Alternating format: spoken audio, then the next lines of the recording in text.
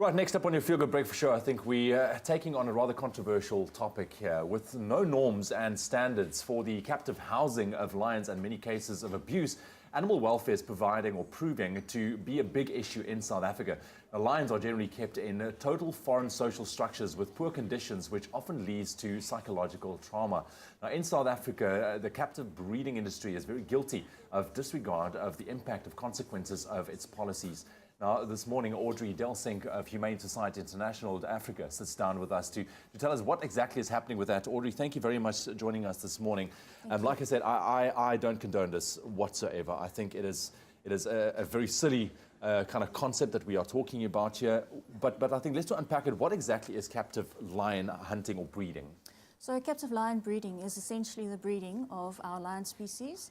And it's a very prolific industry in South Africa and interestingly very specific to South Africa. So we have between 8 and probably 10,000 lions that are sitting in about 260 captive facilities across South Africa. That many? That many. So we actually have more lions in captivity than we do free-range wild lions in our reserves and parks. That is absolutely disgusting in my opinion. Absolutely. I think a lot of people will argue that the fact that hunting a captive bred lion, puts the pressure off the wild. Is that true in any case? No, in fact, we have a number of studies that suggest that, in fact, the industry with regards to captive hunting, or what we call canned hunting, basically creates a parallel market and actually stimulates the desire for bone and bone products. Because if you must remember, it's not just the end product of a trophy from these captive animals, but also it actually supplies what we call the lion bone skeleton market. So South Africa actually has a quota of 1,500 skeletons per annum that they export for bogus, unscientifically proven traditional medicine use. Yeah. And I think there's also a fine line here because people tend to take a look at canned hunting and captive hunting. Is there a difference, or is it essentially the same thing? Essentially, it's the same thing. So basically, canned hunting is the process whereby captive bred lions and essentially hand raised. So that's how it starts. There's a very distinct cycle of exploitation. Cubs are pulled from their mothers at a couple of hours old.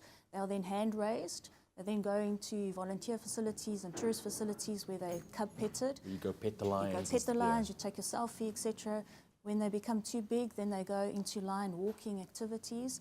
And then when they become too dangerous and unpredictable, because remember now they are tamed and habituated to humans, they then go and wait to essentially become big enough to be shot through canned hunting or end up as a bag of bones. So basically the lions that are destroyed through the canned hunting process are just hunted in an enclosed space. Which is sickening. I think it is absolutely, these are majestic animals. Absolutely. We are proud of them, being Africans. What is being done currently? Is there anything being done? And is there a way that people can join some sort of a community to try and put an end to something like this? I know that is huge and it's going to probably take years, but... Well, I think a tremendous amount has been done already. So Humane Society International has partnered with the Blood Lions campaign, which has actually shone the spotlight on this industry. And there's a lot that people can do. So as an individual, as a member of the public, it starts with you. Yeah. Don't support these cub petting facilities. Don't be duped into thinking that these are orphaned cubs that are then going to be released into the wild. That is not the case. So do your research. Do not participate in those facilities. Don't support them. Don't do the lion walks, and obviously don't do the canned hunting, etc.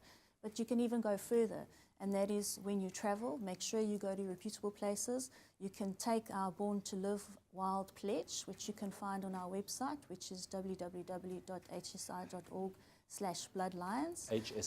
hsi.org. And make sure that you travel with tour operators who have actually taken the Born to Live Wild Pledge, which states that they only support authentic, genuine, free-range African lion safaris. Awesome, fantastic. Thank you very much, Audrey. I think continue with the incredible work that you guys are doing, just raising awareness around this big issue. Just that website once again? So it's www.hsi.org/bloodlions. Fantastic. Thank you very much. Throw your support in there, South Africa, and let's try and put a stop to this rather controversial topic.